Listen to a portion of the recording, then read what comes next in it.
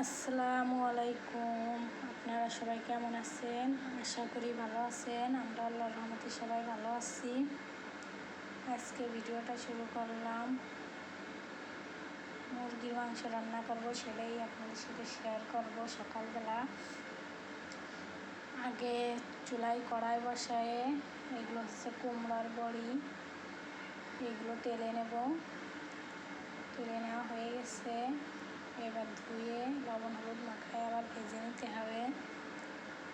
কুমড়োর বড়িকে কে কী নামে চেনেন অবশ্যই আমাদের জানাবেন। আর কুমড়োর বড়ি কার কার পছন্দ অবশ্যই বলবেন।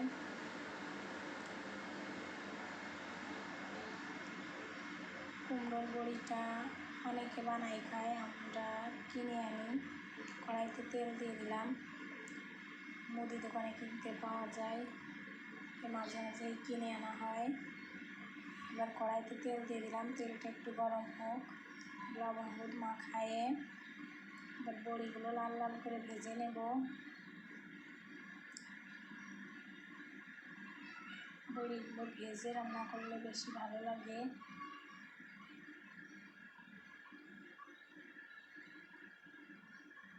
এবার কড়াইতে দিয়ে দেব, খুব তাড়াতাড়ি ভাজা হয়ে যায়, নাড়াচাড়া দিয়ে লাল লাল করে ভেজে নামাই নেব।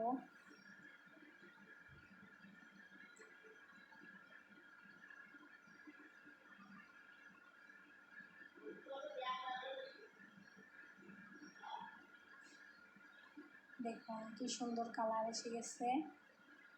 এবার কুমড়োর বড়িগুলো নামাই নেব। সবাই আমাদের ভিডিওটা পুরোভাবে দেখবেন, আর কে কেমন ভিডিও দেখতে চান অবশ্যই আমাদের জানাবেন। বড়িগুলো ভাজা হয়ে গেছে, নামাই নিলাম। এবার ওই তেলেই বাটা মশলাগুলো দিয়ে দেবো। পেঁয়াজ বাটা দিয়ে দিচ্ছি, আজকে মশলার পরিমাণটা একটু কম দিব, মশলা কম হলে খেতে বেশি ভালো লাগে। রসুন বাটা দিয়ে দিলাম। এবার দিয়ে দেবো আদা বাটা, আর জিরে গুঁড়া দেবো, আর মরিচের গুঁড়া দেবো।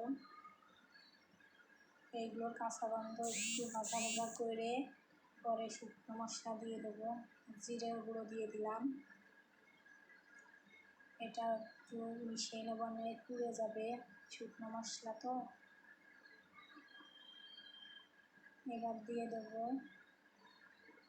শুকনো মরিচের গুঁড়া, অনেকেই বাটা মশলাই ব্যবহার করেন, আমরা জিরে আর শুকনো মরিচের গুঁড়া ব্যবহার করি। দেখুন মশলাটা এবার ভালোভাবে কষায় নেব। এবার দিয়ে দেবো গরম মশলার গুঁড়ো।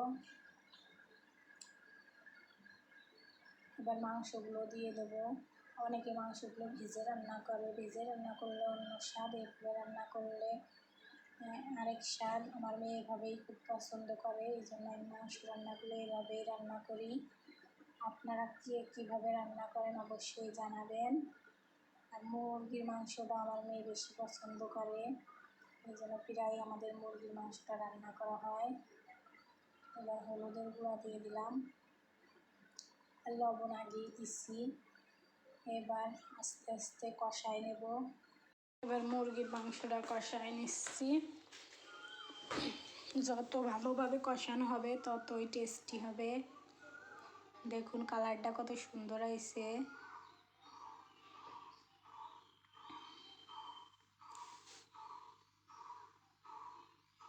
আমরা লাল মরিচের গুঁড়াটা একটু কমই ব্যবহার করি, কারণ আমার মেয়ে ঝাল খেতে পারে না। মাংসটা প্রায় কষানো হয়ে আসতেছে।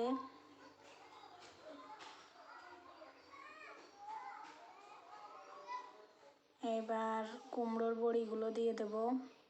কুমড়োর বড়ি দিয়েও কিছুক্ষণ কষায় নেব।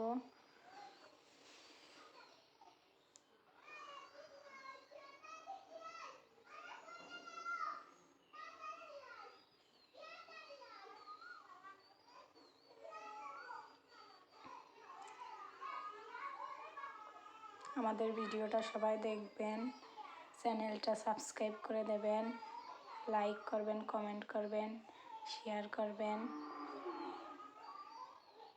এবার কষানো হয়ে গেছে, এবার ঝোলের পানি দিয়ে দিলাম। এবার পানিটা শুকাই গেছে আস্তে আস্তে। মাঝে আলুটা দিয়ে দিছিলাম, এটা আপনাদের দেখানো হয় নাই। আমার মেয়ে আলু খেতে খুব পছন্দ করে, এই জন্য একটা আলুও দিয়ে দিলাম। তরকারিটা প্রায় হয়ে গেছে, দেখুন ভালোই একটা কালার আইছে। ফোনের কালারটা একটু সাদা মনে হচ্ছে, কিন্তু পরে কালারটা খুব ভালোই হয়েছে। দেখুন, আজকের ভিডিওটা এই পর্যন্ত। আল্লাহ হাফেজ।